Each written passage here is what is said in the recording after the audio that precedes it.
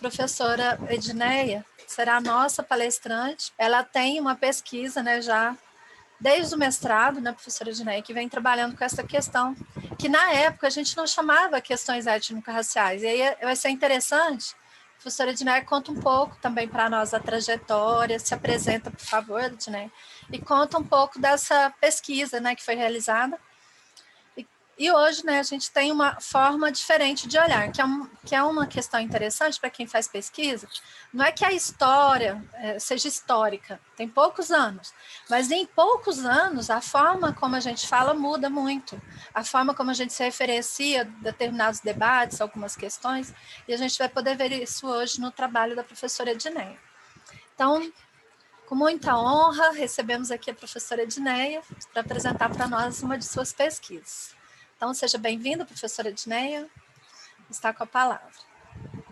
Obrigada, Adriane. Boa noite a todos e todas. Em 2006, eu entrei no mestrado aí na UF em 2006. E no período que eu entrei no mestrado, eu era professora da educação básica do município de Uberlândia. Então, eu era professora do 1º ao 5º ano e também professora de geografia do 6º ao 9º ano, lá na escola municipal, professor Mário Godoy Castanho. Não sei se o Kleber está presente. O Kleber foi meu colega há muitos anos lá de escola lá. E aí a gente começou, então, a pensar o mestrado. Eu já estava na rede municipal, com o tempo. E aí, por volta de 2004, final de 2003, 2004, eu comecei já a pensar o projeto de mestrado para que eu pudesse fazer a seleção de mestrado. Então, só me apresentando aí, e também quero deixar aqui uma mensagem para quem tentou o mestrado, quem vai tentar o doutorado, porque eu não passei da primeira vez, tá? Então, assim, eu passei na segunda vez, tá? E na primeira vez, a primeira visa que eu concorri, Márcia, a minha concorrente era a Janete, aí de Montes Claros. Então, a Janete já tinha todo um currículo, né? Era professora de universidade, e eu consegui chegar na entrevista com a Janete, né? Eram vários candidatos, tinha a prova de língua estrangeira que eu fiz em espanhol. Eu me lembro que o professor João Clepes, ele me deu os parabéns, que na época, depois que foi divulgada as notas da prova de línguas, eu tirei a maior nota da prova de línguas e uma das maiores notas da prova dissertativa. Entretanto, eu fiquei na entrevista. Na realidade, eu não fiquei na entrevista, eu fiquei no currículo. O meu currículo era currículo ainda, um currículo que precisava de uma atenção maior na época. E eu já trabalhava 2 turnos e com menino pequeno, então eu não tinha essa noção da importância do currículo, como eu tenho hoje, e sempre passo essa importância do currículo para os meus alunos. Então, assim, eu fiz, aí não passei, em 2004 eu não passei. Aí veio 2005, teve uma greve, me lembro bem, e nessa greve, a seleção só ocorreu acho que em dezembro, janeiro, e foi nessa segunda seleção que eu consegui ser aprovada.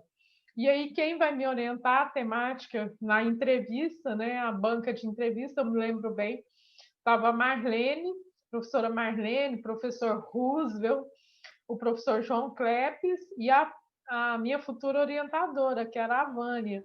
E ela Esses já dois aí eu tenho conhecia. medo deles, viu? Eles é porreta. O Clepes e o Roosevelt, Deus que me livre. Você, mas a Adriane foram orientandas da Vânia, né? Isso. E aí, quando eu vi aquela banca, né? Aí, assim, eu já tinha publicado. Aí, antes de entrar para a concorrência de novo, antes da seleção de 2005 para 2006, eu fui trabalhar meu currículo. Então, eu fui procurar escrever artigos, publicar, né? Busquei orientação de como fazer esses artigos, publicar nos periódicos, participar de eventos. Então, assim, aí isso melhorou bem meu currículo, né? E lá vou eu de novo para a seleção.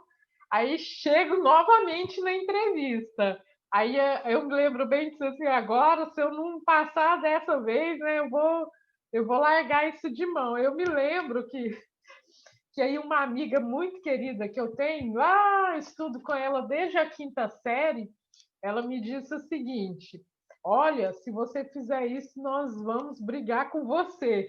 É uma amiga, né, Márcia, por aí, né? Ela está até aqui na sala, né? E aí eu fiz a seleção novamente, né? Quando eu entrei para discutir o projeto, o meu objeto de estudo, a minha intenção, eu me lembro assim que a banca, uma coisa que eu nunca esqueci, assim, a professora Marlene, ela ficou encantadíssima com o projeto, né? O Roosevelt gostou muito. Aí a Vânia também ficou assim, ela assim, sentiu que eu tinha eu tinha conseguido avançar, que eu tinha evoluído no meu processo de formação. E assim, aí eu fui aprovada, né, e me tornei orientanda da Vânia em 2006. E aí vai, né, dando aula 2 turnos, porque na época a prefeitura, não sei agora como é que tá, mas na época a prefeitura não dava licença, né? Aí eu tinha que fazer as disciplinas, eu tinha que negociar na escola, negociar na direção da escola, né? Eu tinha que fazer as disciplinas. Eu passei da aula tarde, noite, para poder fazer as disciplinas de manhã. Então, assim, comecei a construir esse contexto, né, de realmente o que era o mestrado, a importância que isso ia trazer profissionalmente e construir, né, a dissertação. Aí, nesse interino, minha filha adoeceu, ela foi diagnosticada com sopro cardíaco, e aí também entrou essa questão, né, mas a gente não deixou, né, como se diz, a peteca cair, a gente segurou firme, né, dando aula 2 turnos, tá, gente? Escrevendo uma dissertação com uma criança de mais ou menos 2 anos e meio e mais uma de 4 anos para 5 anos, né? E a gente depois, graças a Deus, tivemos o privilégio de defender o trabalho, né? E depois esse trabalho houve algumas publicações dele e hoje assim é muito bom, mas é claro que era um outro contexto, né? Então assim, eu vou apresentar a dissertação aqui para nós hoje. Essa dissertação, hoje, se a gente pegar, ela precisa de uma revisão. Eu vou Oi. só cortar sua fala só um pouquinho e falar para todo mundo o seguinte, que eu fiz o mestrado e meu trabalho foi baseado no seu. Então, o seu trabalho já foi uma referência para me fazer a minha pesquisa. Todo o meu questionário foi tirado do seu, adaptado para a minha pesquisa. Então, assim, e eu cheguei para a Adriane com o material seu, não sabia que vocês eram amigas, não. Falei, Adriane, eu consegui um negócio aqui na internet de uma professora que chama Edné, será que você conhece? Eu nem vou contar quantos anos eu conheço a Adriane para vocês não acharem que eu sou velhinha, tá? Então, assim, nesse contexto todo, né, o trabalho, ele foi... É claro que hoje, se eu fosse fazer a pesquisa hoje, nós estaríamos em um outro contexto, né? Porque eu defendi o trabalho em maio de 2008, tá? E aí ele tinha um contexto à época, e agora esse trabalho a gente tem que pensar num outro contexto, porque nós vivemos, teve uma evolução do que aquilo que a gente pesquisou lá em 2006, 2007, para defender em 2008. Teve uma evolução. Eu me lembro bem que a professora Heloísa Pacheco, ela foi da minha banca, né? Ela era do curso de História. Acho que ela aposentou já. Então, a Heloísa Pacheco, ela disse para a Vânia, Vânia, esse trabalho assim é pioneiro, porque é uma temática que todo mundo se esquiva dele para estar discutindo. Então, assim, ele começa por aí, ele começa, né, nesse sentido de despertar mesmo a pesquisa para os que viriam depois, que iriam vir, como a Márcia posteriormente, tá? Obrigada, Márcia. Bom, gente, eu vou lá, né? Adriane, sabe como é que eu sou aqui? Eu vou clicar no verdinho aqui, né? Edneia, pode clicar. Aí vai aparecer a tela que você tem a apresentação. Tá, Você clica aqui. nela. Isso, aí dá o Clico aqui. share. Aí aperta. Isso. Isso, muito bom. Já Oh, está expert no assunto. Já estou evoluindo aqui. Aí tá a tela cheia para todo mundo, né? Isso, muito bem. Então, o meu trabalho, né, como título, antes de chegar nesse ponto aqui, só para ficar bem claro, eu fui produzindo artigos ao longo dos 2 anos de mestrado. Eu fui produzindo vários artigos. Então, assim, até um tempo atrás, Márcia, isso é muito bom você falar, porque eu estava orientando uma aluna, ela está discutindo a questão da cidadania. Aí ela chegou com um artigo de uma revista, né? Aí disse assim: olha, eu encontrei um artigo publicado numa revista no EGAL, lá da Colômbia, e é de uma professora que a senhora conhece. Eu disse: é uma tal de Edneia, a senhora conhece ele? Então, assim, já foi referência em alguns momentos para vários anos. Mas anterior a isso, eu fui publicando vários artigos que relacionava a essa questão, a questão do ensino da geografia, a questão do ensino a questão da temática do aluno negro na sala de aula, a convivência, o despertar dos debates. E em algumas vezes eu fui chamada a atenção pela coordenação pedagógica, que dizia que a maneira como eu abstraía o conteúdo do livro didático para os alunos, os pais estavam reclamando de como eu fazia aquilo, né? Por que eu tocava em determinados assuntos que não eram convenientes e que não estavam no livro didático. E aí eu sempre me defendia que a gente não pode se deixar levar como um único material. A gente tem que observar a realidade que o aluno vive, a realidade que eu estava inserida, porque eu trabalhava lá no Mário Godoy Castanho, que fica lá no bairro Tocantins. Então, eu já havia trabalhado lá no Ceci Cardoso, lá no Mansur, eu tinha trabalhado já no Caíque Guarani, lá no bairro Guarani, na Estela Saraiva Peano. Então, assim, eu já tinha pontuado em alguns momentos, mas eu me assentei definitivamente no professor Mário Godoy Castanho, lá no bairro Tocantins. E aí chega, né, como produto final desse trabalho, gente, me desculpe, mas meu marido está trocando uma fechadura. Talvez vocês escutem algum barulho, mas é porque a fechadura quebrou e ele só pretende trocar agora, né? Eu não ouvi daqui não, né? Então, se aparecer algum barulho de bateção, o meu esposo está trocando ali uma fechadura da porta. E aí, para pensar esse produto final, a gente foi construindo um caminho de observação no primeiro momento, para chegar à sala de aula e discutir com os alunos. E aí, uma questão que me incomodava muito, quando eu ia lá nas reuniões do CEMEP, do grupo de geografia lá do CEMEP, era o seguinte: discutir os conteúdos dos livros didáticos. Aí, quando chegava no conteúdo sobre o continente africano, que é o 8º ano, aí era aquela só do continente africano, era assim, acho que o 4º mundo, pelas discussões que se apresentavam na época lá, né? Então, assim, era todos os pontos negativos ficavam concentrados no continente africano. E aquilo me incomodava muito. E aí eu tratava de mudar essa discussão para na sala de aula. Eu buscava mesmo discutir o que tem além do continente africano. Continente africano tem quantos países? Nesses países, qual é a diversidade, a culturalidade povo, a questão das religiosidades, importantíssima. Nós herdamos o sincretismo religioso está presente aí no cotidiano e as pessoas ainda negam esse sincretismo religioso, negam nem tanto sincretismo, mas a religiosidade oriunda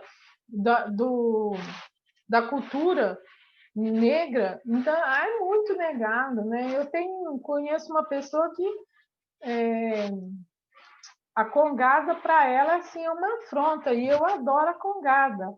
Eu todo ano que tinha aí em Uberlândia, levava as crianças, a gente participava assim, assistia, ia para a festa dos ternos, né? Sempre eu arrumava um jeitinho lá, falava com o Jeremias, me infiltrava lá no terno, e para poder observar a riqueza cultural que ali existia naquele movimento.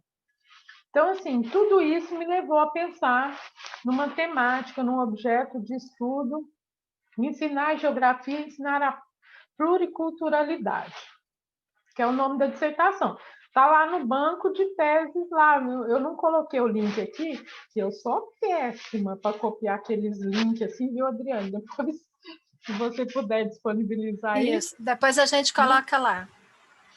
É porque minha assessoria técnica estava em aula e não podia me ajudar aqui no processo, tá? Mas olha aí, então eu fui discutindo com a Vânia todo o objeto de estudo, e aí chegamos então num objetivo. Qual seria o objetivo do meu trabalho? Então, a gente afinou no seguinte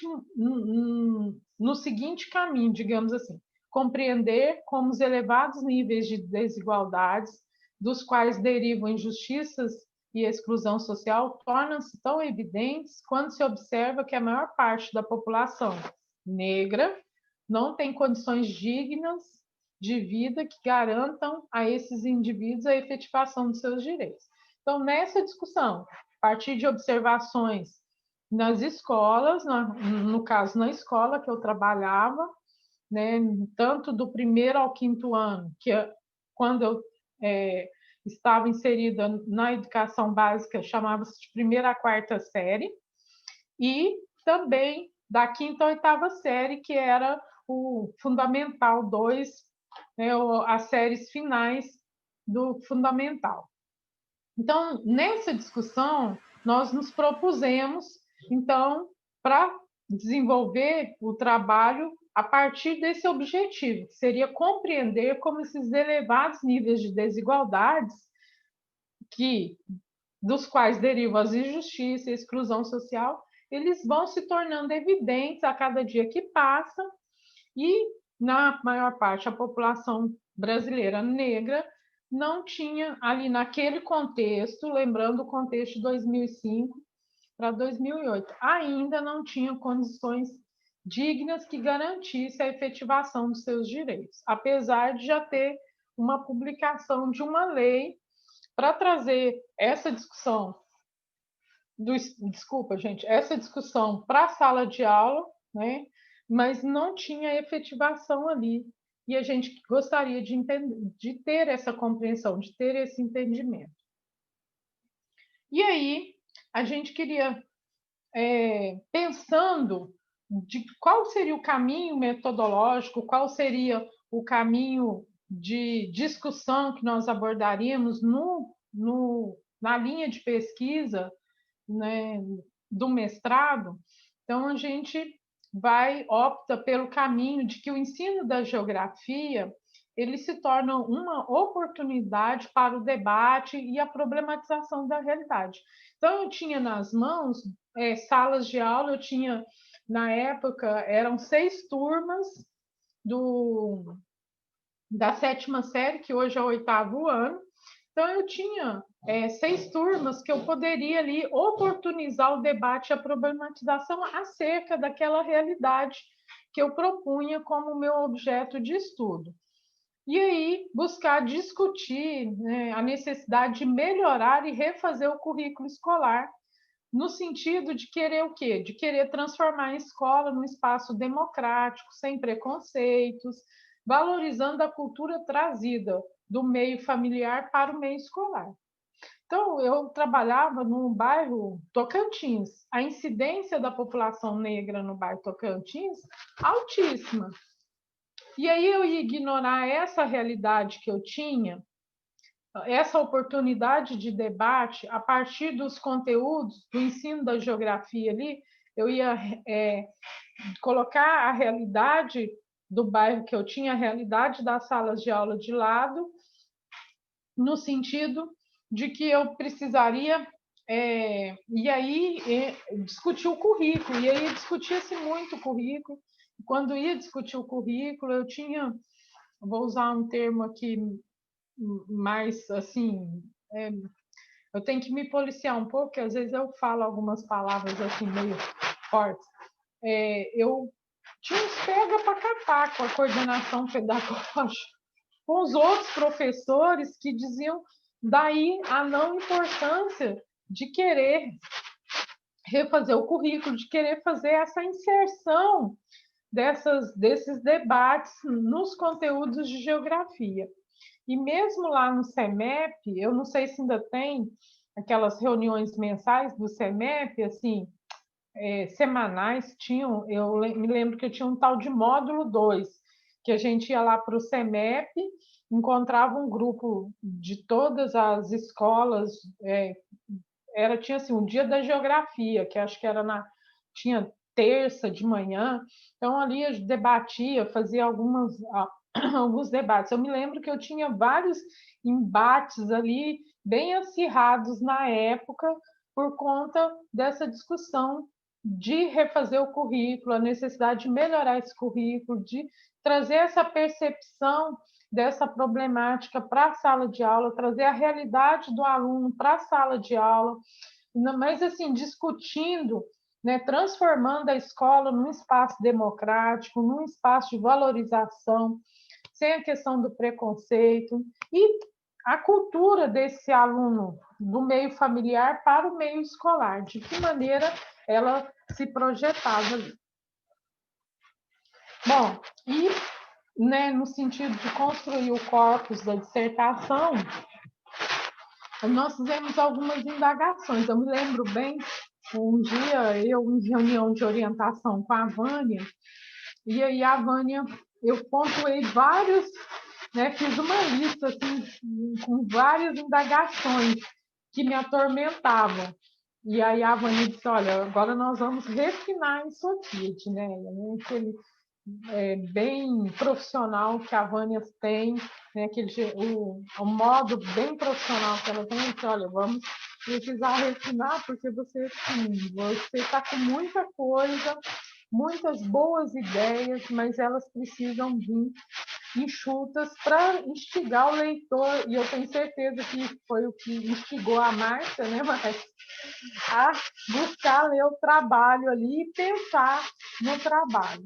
Então, assim, algumas indagações, né, questões foram referência na reflexão da temática.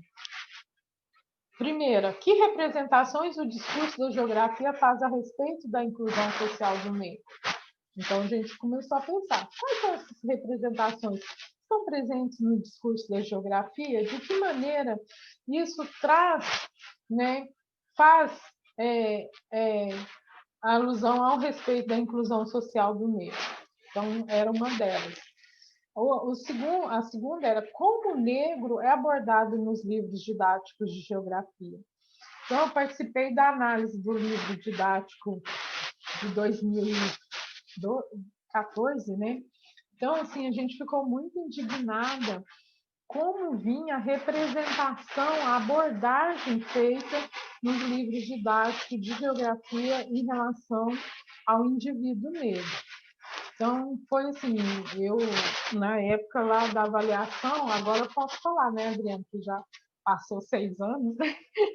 A gente andou reprovando, né, algumas coleções lá por conta disso, a representação. Então, quer dizer, a representação que vinha, a abordagem representativa, era uma abordagem que incomodava estava.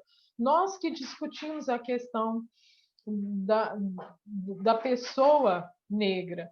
Então, a gente ficou muito indignado com algumas coleções e acabamos reprovando essas coleções à época por conta disso. Dinéia, Oi.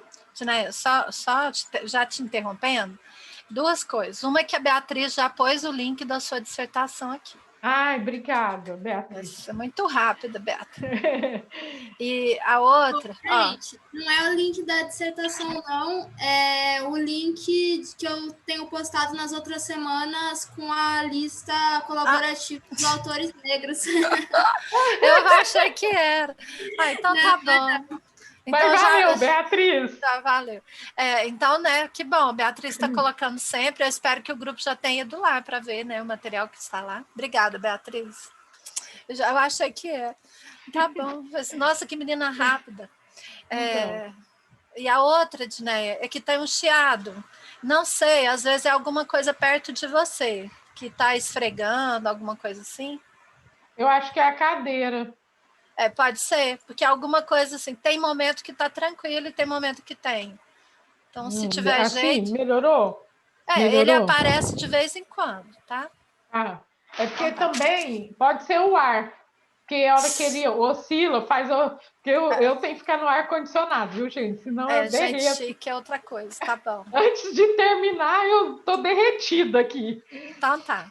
Vamos controlar. Qualquer coisa, vocês... Fez um chiado agora. Não sei então, o que é. Eu acho que é isso aqui, ó. Tá balançando. Fez de novo. Fez. Pode ser mesmo. Pode ser. E agora, se eu ficar quietinha assim? Tem alguma folha em cima da Erivelto colocou agora. Não, é muito chique. Deixa eu te falar, gente. O material, o trabalho da Edneia não está no anexo do repositório da U. Está no repositório do Instituto de Geografia. Entendeu? O negócio está lá, ó, diferenciado. Está no Instituto. Não é Obrigada, Erivelto. Essa juventude é rápida, viu, Edneia? Eu vou te contar. Por isso que é bom essa juventude. Obrigada, eu vou desligar o ar aqui um pouquinho para a gente ver. Não precisa não, meu bem. É só se for possível, tá?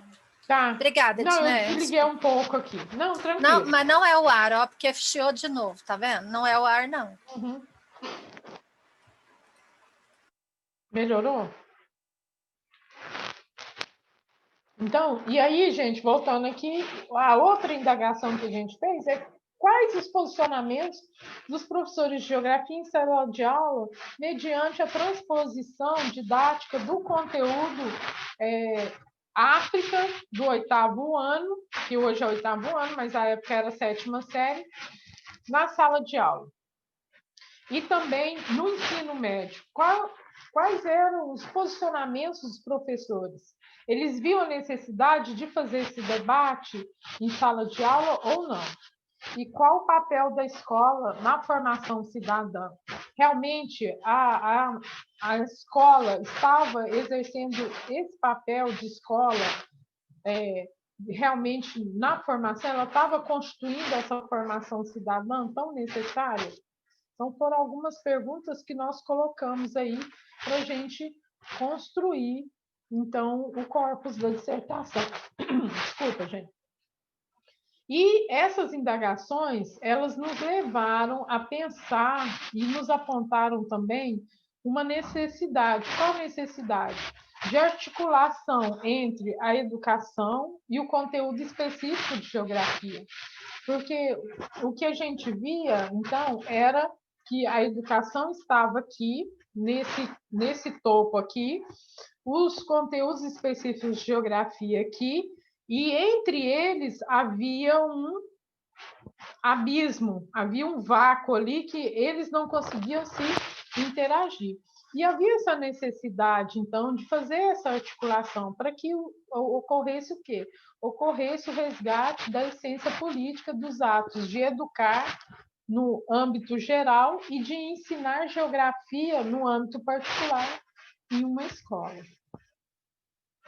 Bom, a dissertação ela é constituída de 4 capítulos, tá? No capítulo 1, eu vou trazer a formação da identidade na perspectiva da cidadania. Como que isso vai ocorrer? A partir do resgate, né, dessa retrospectiva histórica do negro na sociedade brasileira. Então, aí eu vou puxar lá em Thomas Skidmore, Maria Silvia de Carvalho Franco, vou buscar até no Casa Grande Senzala, vou buscar esse contexto. José Murilo de Carvalho, Brasil, um longo caminho da cidadania, né? Até mesmo no livro dele, Os Bestializados. Não sei se vocês já tiveram a oportunidade de fazer uma leitura, que eu gosto muito. Então, vou fazer toda essa retrospectiva histórica do negro na sociedade brasileira. Vou também buscar as bases do processo de abolição que ocorreu em 1888.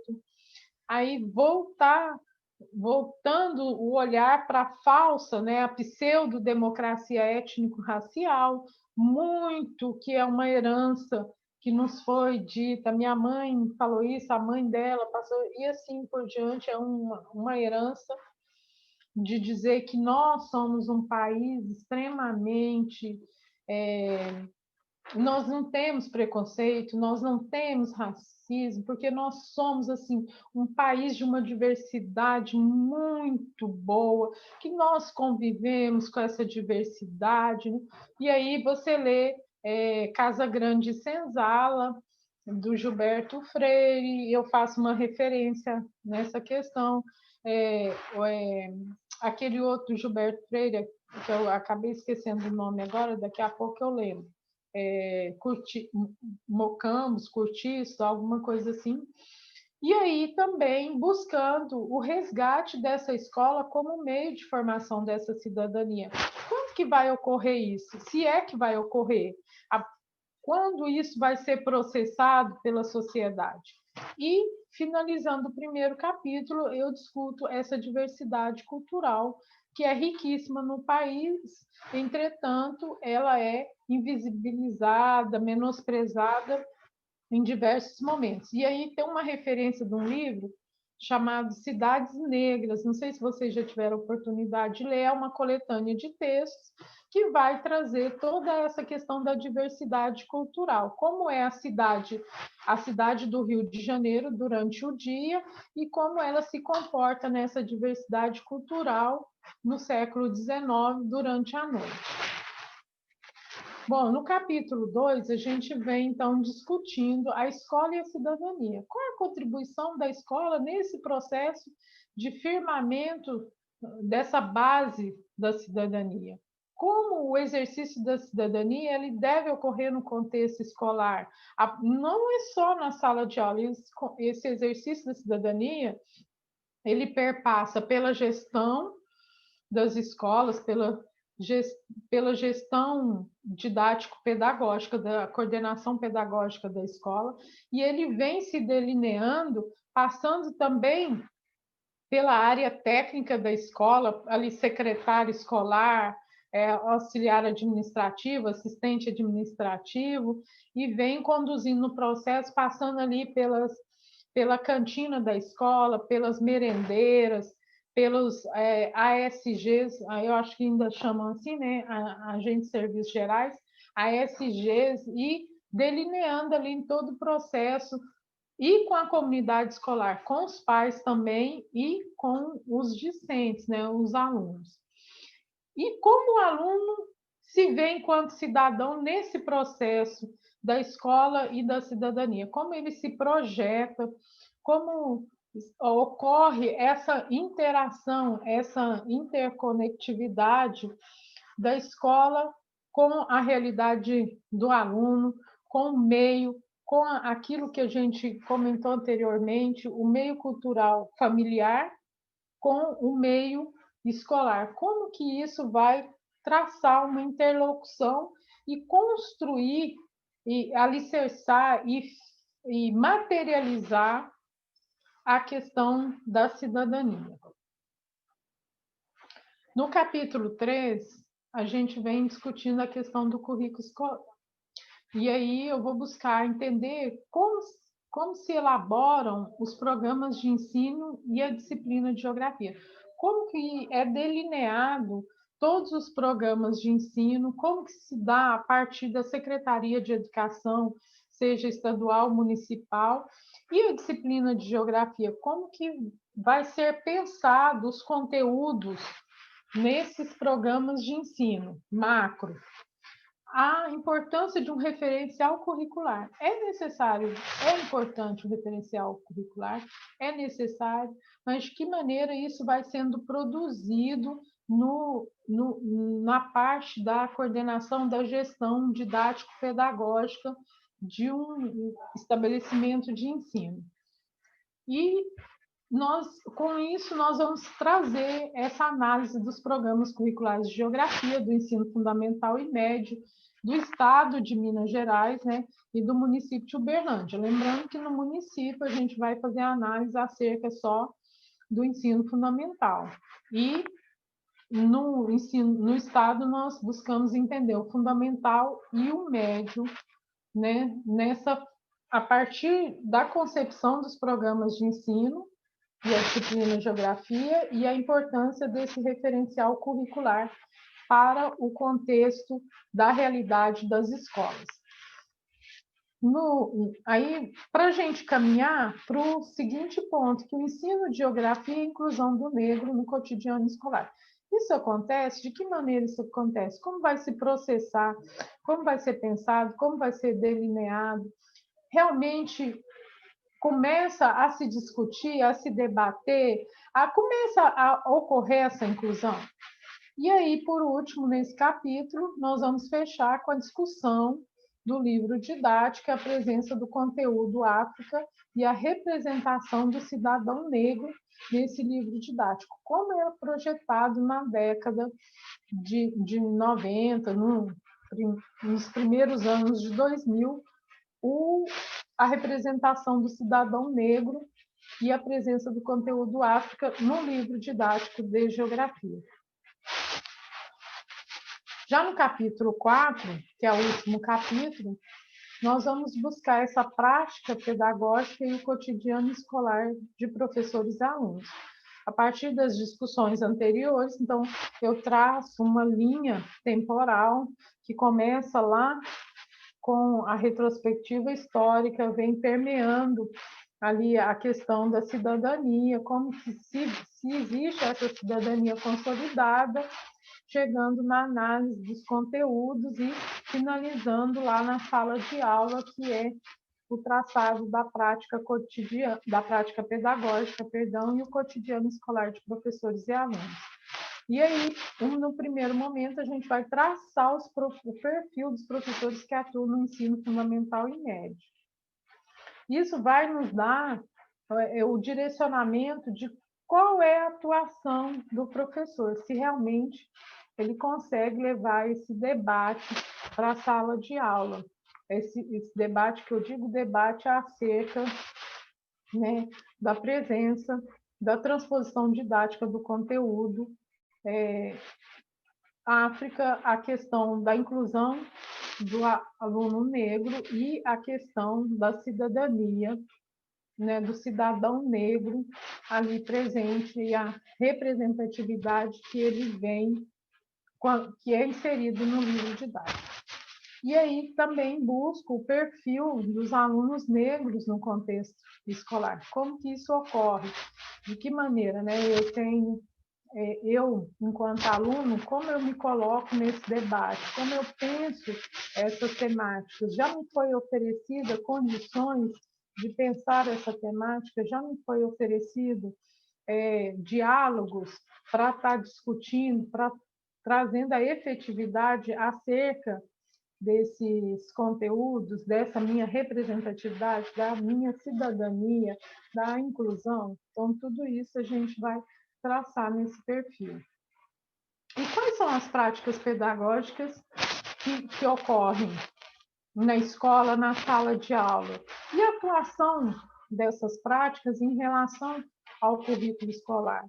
A transposição didática presente, a transposição de conteúdo ali do livro didático na inserção, no alinhamento com a discussão do cotidiano do aluno, da realidade do aluno, da questão cultural, da diversidade cultural desses alunos. Como é que isso vai sendo mapeado, né? Vai sendo manuseado nas aulas de geografia? Como é que vai sendo sondado?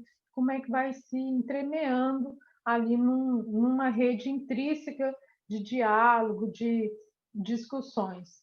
E, por último, a gente traz a inserção social e cultural dos alunos negros na escola. Ocorre manifestações, ocorre essa inserção, qual é a forma dessa inserção? É só lá no dia da comemoração, no dia 20 de novembro? Como é que isso se dá? Por que isso ocorre num dia no ano? Por que eu não posso, durante o ano, trabalhar a questão do dia 20 de novembro? As questões que permeiam a inserção social e cultural. Isso, né, a gente tentou buscar, mas lembrando a vocês que era um outro contexto. Então, assim, em 10, 12 anos, muita coisa mudou, claro. Ainda precisa mudar muito, muito. Mas a gente não pode ignorar que houve um avanço. Mas precisamos ainda continuar nos nossos debates, nas nossas discussões, para que se avance cada vez mais. E, por fim, as considerações finais, né? Minha dissertação é pequenininha, vocês vão ler rapidinho, ela só tem 100 páginas. Então, assim, está bem tranquila para ler. Aí, nas considerações finais, a gente traz algumas reflexões que a sociedade brasileira é marcada por sua heterogeneidade étnico-cultural. Sempre se apresentou como sendo um espaço, né, de uma pretensa democracia racial, pseudo-democracia racial. Né? E essa democracia racial, que era bem vista nos diferentes meios hierárquicos sociais, mas isso, na efetividade, ela não ocorre. E a ação da sociedade não conduzia com o discurso político, porque existia um discurso político sempre fomentado, de que éramos um país multirracial, que não tinha problema algum. Eu cansei de ouvir isso nos telejornais, lendo as revistas, mas isso realmente não condizia. E, para finalizar, aliamos o conhecimento geográfico à cultura, enfatizando a importância de, por meio do ensino de geografia, contribuir de forma prática com ações pedagógicas coerentes, tendo como finalidade, né, de que os nossos alunos despertem para o entendimento do que é ser cidadão, quais são os seus deveres e quais são os seus direitos. Tá? Bom, eu fiz assim de forma mais rápida, Adriane, mas está disponível para quem quiser ler. E quero agradecer esse momento de estar aqui mostrando o trabalho aqui e de estar podendo discutir essa temática tão rica e tão importante para o nosso contexto educacional. E Edneia, apesar de, como você falou, é outro contexto, mas como é atual, Edneia? Como é atual? Na verdade? Exatamente. Então, nós vamos abrir, tá, para discussão, que assim, né, tanta coisa para a gente discutir. Quem gostaria? Enquanto o pessoal se inscreve, eu vou pedir para a minha assessoria trazer uma água aqui, tá? Vai lá.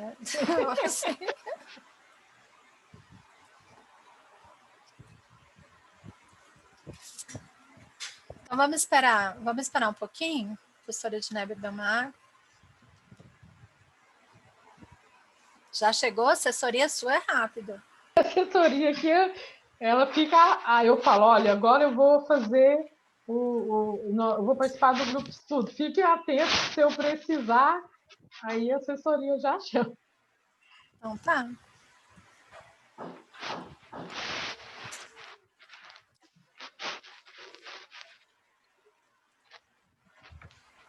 O professor Fernando se inscreveu, professor. Então, por favor, Fernando. Boa noite a todos e todas. Edneia, parabéns pelo brilhante trabalho que você fez, viu? Sensacional. Eu quero ter a oportunidade de ler o seu trabalho, sabe? E assim, a sua explanação bem clara, bem sucinta, muito legal mesmo, porque você defendeu com uma forma extremamente honrosa, né, o seu trabalho.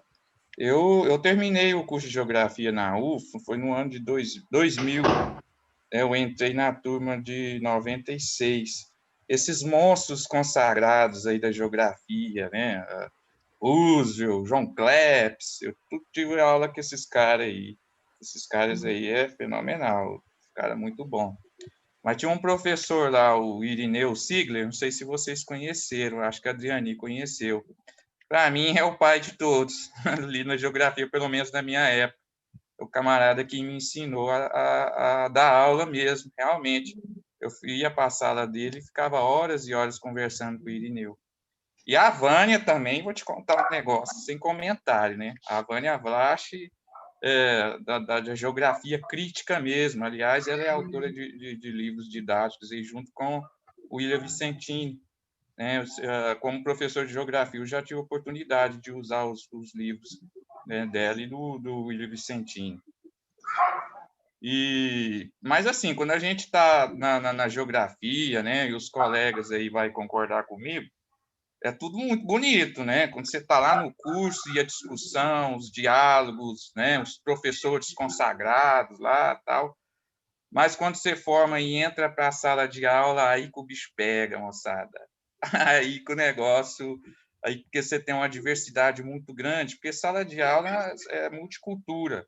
E nós, como professores, e eu acredito principalmente na área da geografia, na área de história, essas disciplinas da área de humanas, né? Nós temos que respeitar mais ainda essa multicultura, né? E eu acredito dessa forma. Você falou que fez o trabalho com o ensino médio. Assim, eu quero só agradecer, é só questão de detalhe. Você sabe qual escola que você fez esse trabalho com o ensino médio? Oi, Edneia.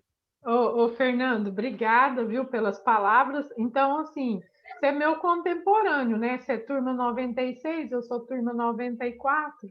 Então, a gente se encontrou aí Capaz por que a aí. gente se esbarrou por lá, né? Eu era aluna noturna, né? Eu era diurno, eu era da manhã. Então, Mas eu fiz algumas disciplinas à noite. Pois é, eu respondendo a sua pergunta, a escola que eu fiz o trabalho foi o Juvenília, lá no Legal. Luizotti. Eu trabalhei com o Juvenília, porque o Juvenília era uma escola já, naquela época, uma escola grande que abarcava não só ali o Luizotti de Freitas, mas ali parte já da formação do Jardim Patrícia, alunos lá do bairro Tocantins, porque o Neuza Rezende, lá no bairro Tocantins, ele não conseguia abarcar os alunos do Tocantins e do Guarani. Então, muitos migravam lá para o Juvenília.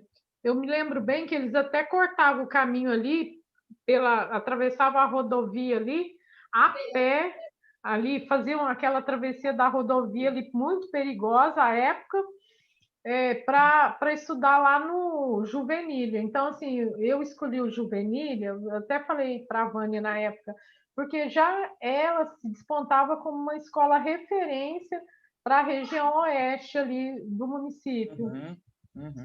Eu tive a oportunidade de trabalhar ali no Leondas, no começo da minha carreira, e é desse jeito que você está falando, porque são escolas bem próximas, né? E o Juvenília, nessa questão, né, é referência mesmo. Assim, Edneia, muito parabéns pelo seu trabalho, viu? Eu acho que a gente só tem que enriquecer, e eu quero ler seu trabalho, né? Assim, eu até tinha conversado com a Adriane, sabe, nessa questão do mestrado, eu até conversei com ela, da gente fazer alguns trabalhos, mas primeiro eu tenho que passar nesse negócio, né? Pelo menos como aluno especial. E você falando aí, conversando, eu fico pensando, igual o Erivelto falou, eu fico pensando na frente dessas pessoas aí, Vânia Vlach, João Cleps, esses camaradas aí. Mas na hora que vier a comida. Adriani, assim, na frente dessas pessoas aí consagradas aí, não é fácil, não. A espinha esfria mesmo, com força. Mas parabéns pelo seu trabalho, viu, Edneia? Valeu mesmo. Fernando, obrigado, viu? Eu acho assim, tem o caminhar, a gente tem que pensar aqui, daqui 5 anos eu quero estar aonde, né? Hoje, eu como vocês, assim, como a grande parte, eu também fui professora da educação básica, né?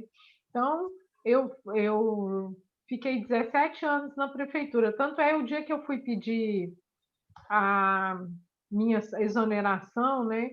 A chefe do departamento pessoal, ela me chamou lá na sala dela e ela já estava com o processo em mãos para assinar. E aí ela me perguntou, mas por que mesmo que você quer sair, Ednei? Você fez vários trabalhos. E aí eu falei assim, porque eu passei no concurso para professor da universidade. Aí ela disse assim, olha, nós estamos perdendo os nossos professores para a universidade. Aí eu até comecei a discutir alguns pontos que mereciam atenção em relação a nós, enquanto professores, né? Ali a questão da própria pesquisa, porque eu não tive nenhum incentivo por parte da prefeitura na época, e muito menos eu não conseguia liberação. Eu só conseguiria liberação se eu ficasse sem meu salário. Como é que eu vou ficar sem o meu salário, tendo 2 crianças pequenas em casa na época? Então não tinha condições. E aí eu tinha que negociar, né? E aí você sabe, quando você negocia, você sabe, né, Fernando? Você já esteve na gestão, é complicado.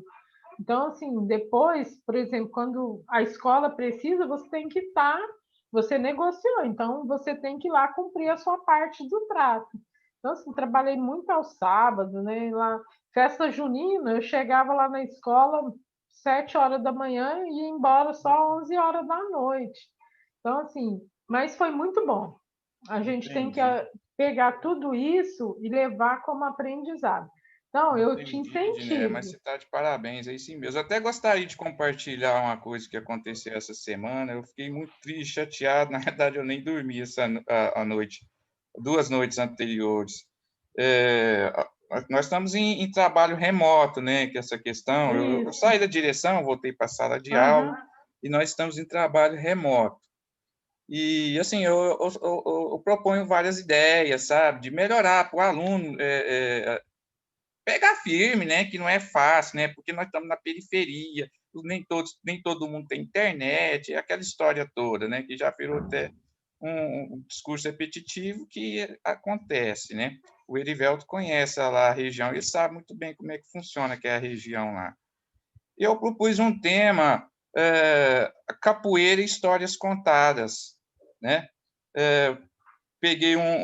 Convidei um palestrante, que foi o Eduardo Santinor, que ele é historiador, um pesquisador, acho que vocês conhecem, que trabalhou sobre capoeira. A monografia dele lá na história foi sobre capoeira. Então, ele entende tudo, o processo histórico da capoeira, como que surgiu a capoeira, a questão racial. Então, ele destrinchou para nós, sabe?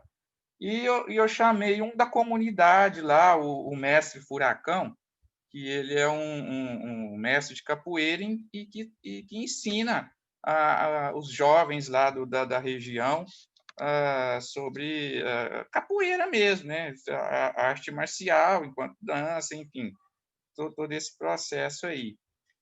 Mas eu fico pensando, sabe, que eu fiquei chateado é o seguinte, como que esses temas, quando se trata de questões raciais, como é difícil trabalhar esses temas, no sentido de dificuldade, como as pessoas dificultam para a gente esses tipos de temas. Eu não tive apoio da direção, inclusive numa reunião, falam umas coisas lá que eu fiquei muito chateado, sabe? E quando foi um professor lá foi trabalhar com a área de circo, tal, malabarismo, até o Clovin, não sei se vocês conhecem, Adriane, o Clovin, que faz um trabalho legal aí, até com o Pedroca, aquele menino filho da Ana, da Carolina, que tem deficiência, tal. Então, eles fazem um trabalho muito legal aqui. Teve apoio. E quando é um tema de vertente racial, que vai trazer essas raízes aí para a gente, a dificuldade é imensa. Então, eu fui conversar com outras pessoas sobre esse assunto e eles falam para mim a mesma dificuldade quando cai nesses temas. Agora, eu fico imaginando, gente, que eu fiquei muito triste com a situação, me colocou numa situação muito complicada. Esse mestre Furacão, enquanto eu era diretor, eu convidei ele para dar aula de capoeira aos sábados na escola. Eu ia lá na escola só para abrir a escola para ele trabalhar os alunos. Essa questão da capoeira, a questão da disciplina, enfim, foi muito legal. E hoje eu percebo essa dificuldade de trabalhar esses temas. Eu fico assim muito chateado, sabe? Muito chateado mesmo. É isso aí. Desculpa, gente, o meu desabafo. Obrigado. Diné vai comentar, né, Diné, mas só interferindo. Isso é para a gente também ver o papel do gestor, né, Fernando? Você que já foi gestor, você consegue ver quando é interesse da escola e quando não é. Com certeza. Então, a gente precisa muito ocupar esses espaços. Não é fácil ser gestor de uma escola, mas algumas coisas a gente precisa ir ocupando os espaços. E como professora, eu também fui professora da rede, né? A gente trabalhou na mesma escola também, né? De um período. E muita coisa que a gente queria fazer na escola, a gente era apoiado. E outras coisas que a gente queria fazer, não é. Então, agora, por quê? Porque a gente vai estudando aqui para entender, porque as pessoas não vão dizer, né, abertamente para nós por quê. Né? Eu fico chateado. Quando eu estava na gestão, eu estava como gestor da escola, a Miriam até trabalhou lá nessa época, a Miriam Teodoro. Assim, tudo quanto é projeto que aparecia, assim, independente, a gente apoiava, sabe? Todos os projetos vindo de professor, vindo de alunos. Os alunos chegarem em mim um dia e falaram assim, Fernanda, a gente quer só 5 minutos na biblioteca durante o recreio, só para a gente fazer algumas orações, rapaz, a biblioteca é de vocês. Aí vem alguns professores criticando, tal. Gente, partiu do aluno, eu não quero nem saber. Partiu do aluno, gente, deixa eles confraternizar, conversar lá, o esquema deles lá. Vocês concordam, não concordam? Deixa lá, deixa os meninos lá na biblioteca. Mais antes na biblioteca do que fazendo outros tipos de artes aí, que a gente sabe como é que é o sistema. Né? Então, eu fico pensando, sabe, umas dificuldades para poder apoiar esses tipos de temas, principalmente quando é nessa área étnico-racial, sabe? Principalmente. Enfim, é isso aí que eu tenho para dizer. Ei, Fernando, só para você ter uma... Por isso, só um minuto, por isso que eu lembrei aquela uma das aulas anteriores aí, dos cursos anteriores, quando se trata da 10.639, e eu dei o meu, assim, eu acho que eu dei minha contribuição, como as pessoas têm dificuldade de trabalhar essa 10.639. Gente, essa 10.639 não é só no mês de novembro, não, gente. Essa 10.639, ela veio para ficar e você tem que trabalhar com ela o ano inteiro. Se você pegar esses livros, você trabalhou muito bem esses livros didáticos, ele aparece o negro só com questão de escravo, nem fala escravizado. Nem fala escravizado, fala escravo mesmo. Essa questão do negro, essa parte histórica, tudo. E traz, esses livros didáticos, traz como centro a Europa, a história da Europa. Aí a gente lutou, conseguiu lá, tal, diante das argumentações de professores, tal. Alguns autores trazem a África, mas muito pouco. Às vezes trazem a África física, porque a África, gente, é um continente. A África é um continente. Quantos países tem ali na África? São muitos países, eu não me recordo o número de países que tem ali. Então, a história da África, gente, ela assim, é de uma riqueza muito grande de cada país, e é independente a história de cada país ali da África, entendeu? Então, é umas questões que a gente tem que trazer isso para o aluno. O aluno acha que a África é país.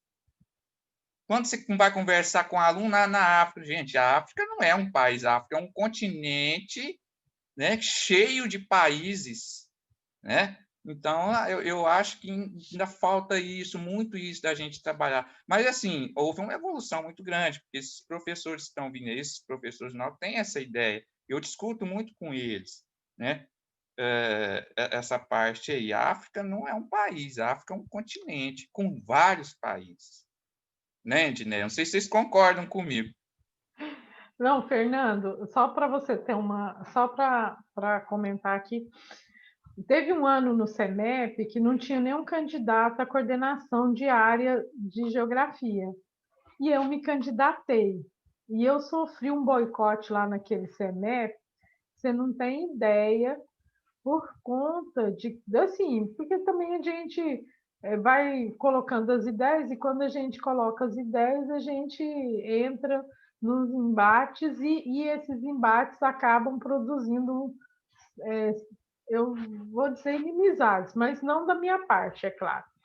E aí não tinha nenhum candidato. Eu sei que o Agostinho, eu já tinha trabalhado com ele em outro momento, e eu sei que ele foi o único que me apoiou, pois ele fez uma campanha ferrenha lá naquele CEMEP, falou, discursou em muitos lugares e tudo mais, falou mesmo, levou isso para frente, chegando lá na prefeitura, lá na Secretaria de Educação. Eu sei que eles tiveram que me engolir lá por um ano, lá na coordenação diária lá do CEMEP, porque assim, o Agostinho, ele percebeu essa necessidade de mudança lá, e em função disso a gente conseguiu fazer alguns trabalhos lá. Uma experiência que eu tive, Fernando, que foi muito interessante na escola, durante o desenvolvimento da dissertação, foi o seguinte: eu trabalhava com 6 turmas de 7ª série, né? Hoje, 8º ano. E lá na escola, o Mário Godoy, ele tinha um laboratório de computação. Não era assim, o laboratório tinha 20 máquinas, mas já ajudava bastante. Então, eu fiz um projeto, trabalhei o conteúdo África com vários aspectos, fiz um projeto, levei os alunos para o laboratório, então os alunos tinham que escolher um país do continente africano, porque a ideia é que a África é um país, não é um continente. Aí, entre ali os mais de 50 e poucos países presentes no continente africano, eles escolhiam um país, aí eles buscavam na internet o endereço, se tinha embaixada no Brasil. Aí eu me lembro bem que eu fiz esse projeto interdisciplinar com a professora de português, a Dilma, ela chama Dilma, trabalhava comigo lá no Mário Godoy. E aí eles escolhiam um país, verificavam se tinha embaixada daquele país, a representatividade, consulado, embaixada no Brasil. Aí eles pegavam o endereço, eles pegavam esse endereço, e nas aulas de português eles escreviam uma carta para esse país, dizendo quem eles eram, né? Assim, foi feito em duplas, né? Assim, tinha dupla, tinha aquele que queria trabalhar individual, mas assim, eles escreviam para lá, para a embaixada, dizendo que era aluno da rede municipal de Uberlândia, que eles tinham a professora de geografia, juntamente com a professora de português, tinha feito, contava um pouco da história, né, do município, a história deles e tudo mais. E aí a gente fez lá, paguei eu e a Dilma pagamos do próprio bolso a postagem dessas cartas para as representatividades, tanto para embaixadas como para os consulados. A maioria era Brasília, São Paulo e Recife. E nós pagamos a postagem. Aí, algum tempo depois, aí colocamos o endereço da escola, né? como remetente os alunos e o endereço da escola. E, passado algum tempo, nós começamos a receber o retorno dessas cartas, né, que foram vindo, foram chegando, né, e alguns dos países nós conseguimos receber alguns presentes, por exemplo, guias, livros, artefatos, e aí nós montamos uma exposição com os presentes que nós recebemos. Aí nós escrevemos de volta, agradecendo, falando que tinha recebido e tudo. Mas isso foi durante um ano. Eu só não fui expurgada da escola, eu e a Dilma, à época, porque nós éramos efetivos lá, né? E assim, mas quase fomos expurgadas. Muito triste. Como é que fala assim, quando fomos exorcizadas da escola, quase fomos exorcizadas da escola. Mas aí vencemos essa batalha, fizemos a exposição. Eu até levei esse trabalho para ser apresentado no CEMEP na época, e num concurso que teve da Algar, e tiramos lá o primeiro lugar, me parece, segundo lugar. E recebemos a escola recebeu a assinatura do jornal, e foi assim, legal demais. A Miriam Teodoro tá aí, ela tá caladinha aí, sabe? Mas ela fez um trabalho espetacular lá na escola, junto com a professora de sociologia, com a professora de história lá. A Miriam tá caladinha, mas ela fez também um trabalho fantástico lá na escola, eu lembro direitinho. Então, assim, são muitos trabalhos que os professores... Na realidade, assim, o que eu costumo dizer que nós, como professores, eu acho que somos os melhores, porque sem estrutura nenhuma a gente faz chover dentro de uma escola. As pessoas têm que ter essa noção. Sem estrutura nenhuma, vamos supor, a escola Luiz de Carvalho lá, gente, é uma escola muito pequena, com muitos alunos. Assim, com muita dificuldade dentro da escola, sabe? Sem estrutura, muito calor, tal, e os professores fazem chover ali dentro. Sai cada trabalho lindíssimos feito pelos alunos, né? Assim, infelizmente, assim, a gente tem que continuar batalhando, correndo atrás. Esses tipos de reuniões, né? Esses tipos de cursos que a gente está tendo aqui agora, sempre capacitando, tal. Se você depender de governo, depender de pessoas que não têm assim um pensamento aberto por muitas coisas, depender dessas pessoas, nós estamos enrolados, gente, é complicado, tá? Mas não vou falar mais nada não, viu, gente? Obrigado. Obrigado, Edneia, valeu mesmo, viu?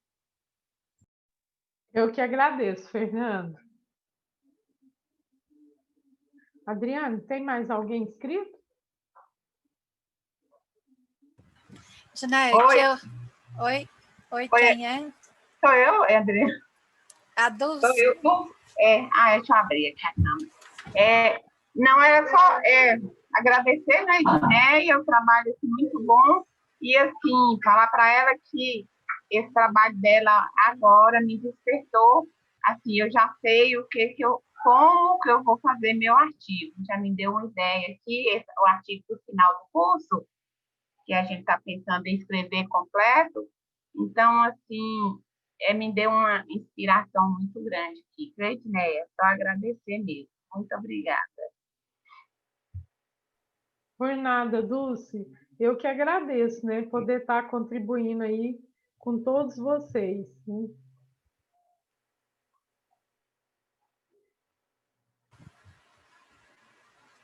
Tem alguns comentários no chat, Edneia, mas eu não anotei, não. Ninguém que fez uma pergunta. Mas vamos fazer uma rodada. A gente ainda tem 9 minutos. Dá tempo de mais uma pessoa comentar. Alguém, Rosa, gostaria de comentar alguma coisa? Tassiana, tem um povo tão caladinho, sabe? Sim, eu gostaria de comentar. Eu, ouvindo essas histórias, a gente pensa assim, né? A gente tem esperança, né? Porque, assim, eu no meu trabalho estou aqui nessa luta, de ver essa história, né, da população negra, e a gente vê tantas injustiças, tantas coisas assim que deixa a gente chateado, né? A gente fala assim, era melhor nem saber, porque aí sofre menos, né? Mas quando a gente vê os professores, os educadores que estão aí nessa luta, que estão conhecendo essa história, estão passando para frente, estão trabalhando nas escolas, no lugar onde eles estão, dá uma esperança na gente, né? Eu até acho que é difícil, mas tem jeito, sim. Eu acho que cada um que está aqui nesse grupo já sai com uma visão diferente, né? Às vezes a gente acha que está isolado, que a nossa ação não vai resolver nada, mas com certeza a sua ação vai fazer muita diferença na vida de alguém, principalmente na vida desses alunos, né? Porque às vezes eles, muitas vezes, assim, tem um sentimento de estar na periferia, de não ser reconhecido, de sofrer N coisas, mas quando se sente valorizado, vê mesmo a sua história contada, se sente representado, tratado com respeito, acho que isso faz muita diferença. Eu acho que, assim, dá um novo gás. E a gente, enquanto educador, enquanto a gente vê o professor fazendo chover na sala de aula, mesmo sem apoio, a gente pensa assim, nossa, se tivesse, hein? E se tivesse, seria muito melhor. Mas, se mesmo sem apoio a gente faz chover, é porque tem jeito, sim. E eu gostei muito do trabalho e eu acho que eu vou... Acho não, tenho certeza, eu vou pegar a sua dissertação e vai ser muito útil para mim. Obrigada, foi um trabalho muito bonito. Era isso. Obrigado, Rosa. E assim, nós, por exemplo, que nós assim, viemos, né, tivemos aquela base da educação básica, né? Por isso que eu sempre falo para os meus alunos, acho que o Brendo está aqui na sala, eu sempre falo, não me venha dizer que não tem jeito. Não, é assim, ai, professora, não tem jeito. Às vezes chega, ai, professora, não tem jeito. Eu falei assim, por quê? Porque você está vendo só um lado. O não você já tem. O não, a gente já nascemos com o não pronto. O que a gente tem que buscar é o sim. É o sim. Então, é o sim mesmo, né? É essa luta, né? Aí, ai, professor, não sei o quê. Aí eu encontrei com uma egressa do curso, ai, professora, porque lá na escola não tem jeito de fazer isso, fazer... Aí eu, na cara dura, eu disse, é porque você se deixou levar pelo sistema, você não lutou contra o sistema. Se você tivesse colocado, ai, mas vai me perseguir, falei assim, eu já fui perseguida por coordenação pedagógica, por gestão escolar, por pais, comunidade escolar, pais de aluno, com gestão, com todo mundo, mas eu estou aí, firme e forte, e eu trouxe a discussão. Pergunta se os alunos não aprenderam. Um dia, aí na UFO, eu encontrei um jovem, bateu assim no meu ombro, aí eu falei assim, oi, tudo bem? Já estava aqui no Pará, foi uma vez que fui visitar a Adriane aí, e ele me disse, como é que vai, professora Edneia? Tudo bem, você pensa isso. Ai, meu Jesus, porque nós continuamos do mesmo jeito, né, Rosa? Mas eles mudam, né? Aí eu disse, ai, Jesus, quem será, né? Ele disse, olha, professor, não está lembrando de mim. Não está lembrando? Eu fui seu aluno. Você foi aonde? Fui seu aluno lá no Marigoldói Castanho. Aí eu falei assim, nossa, agora eu sou aluna aqui do curso de Geografia. Eu falei assim, nossa, que beleza.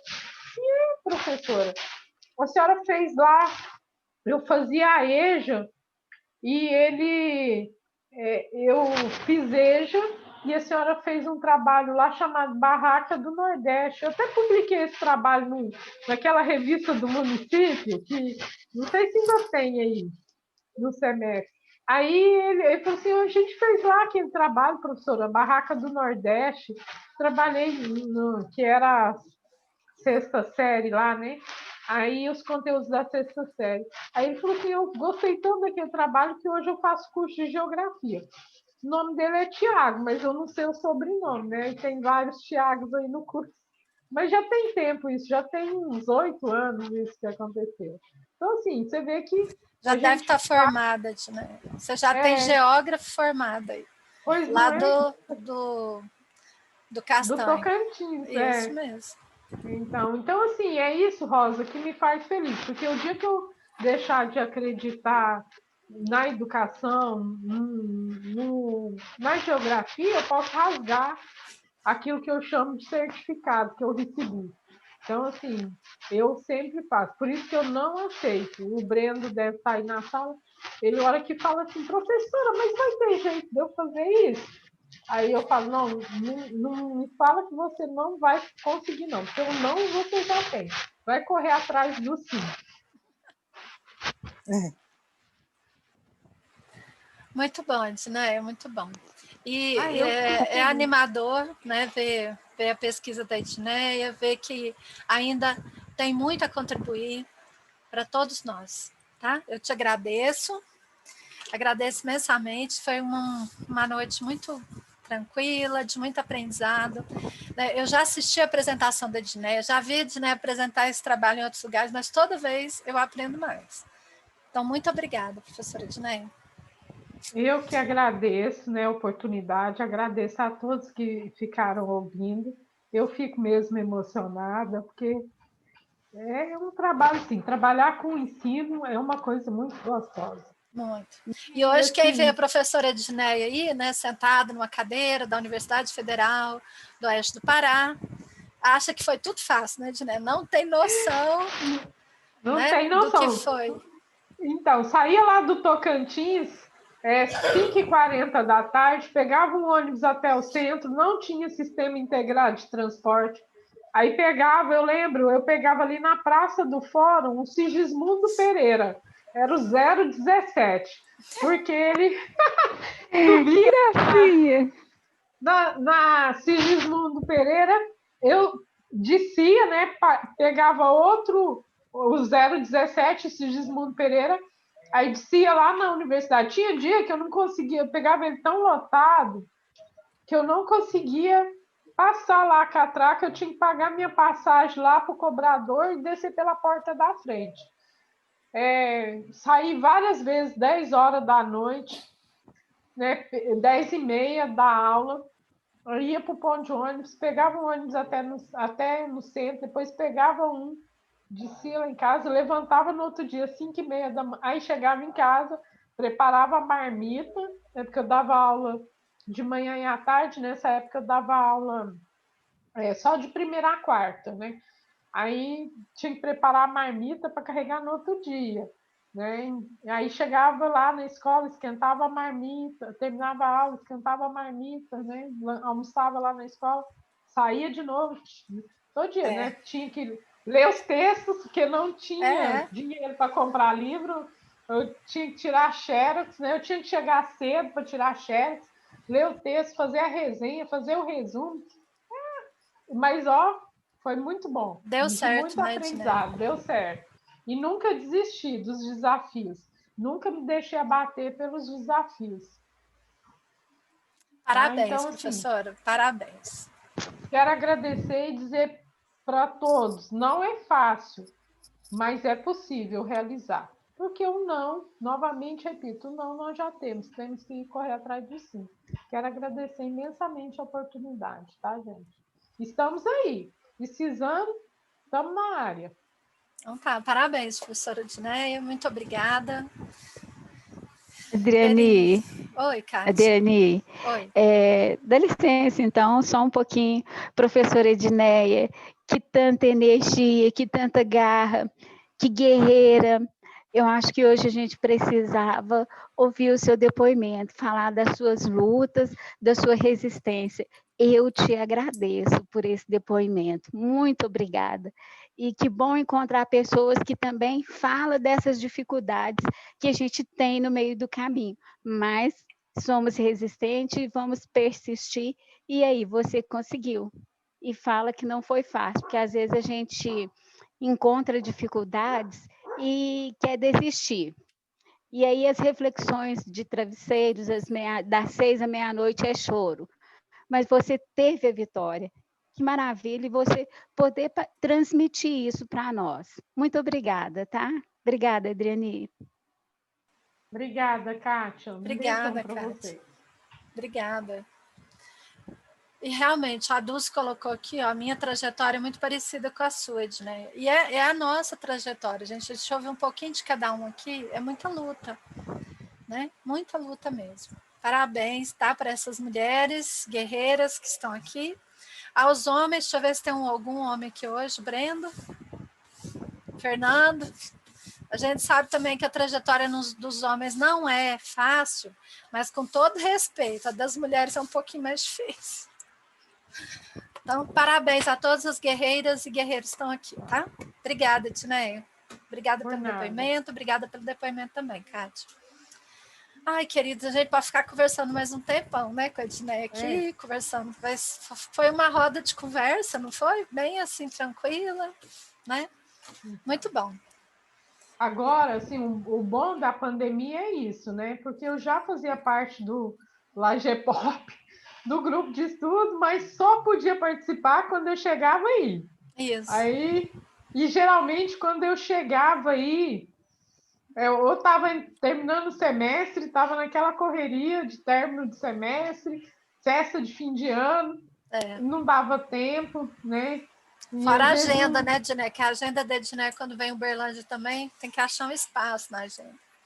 Realmente, a gente tem que agradecer a pandemia. Nada de ruim é totalmente ruim, né? Tem muita coisa boa. A gente tem que extrair as coisas boas, né? Isso. Isso é o nosso grupo de sexta-feira reflete sobre isso, né? Sobre espiritualidade. Queridas, gratidão. Queridos também, gratidão. Nós vamos dar um pequeno intervalo, tá bom? E a gente já começa outro grupo. A professora Edneia continua conosco. Nada como ter uma celebridade no grupo. Né, Rosa? Todos somos celebridades, todos nós. Pois é. Então, daqui a pouquinho a gente volta, então, tá bom? Rosa também continua conosco. Quem continuar conosco aqui, ótimo. Quem não puder continuar, né, que tem outros compromissos, tudo de bom para vocês, uma boa noite. E a gente se encontra de novo.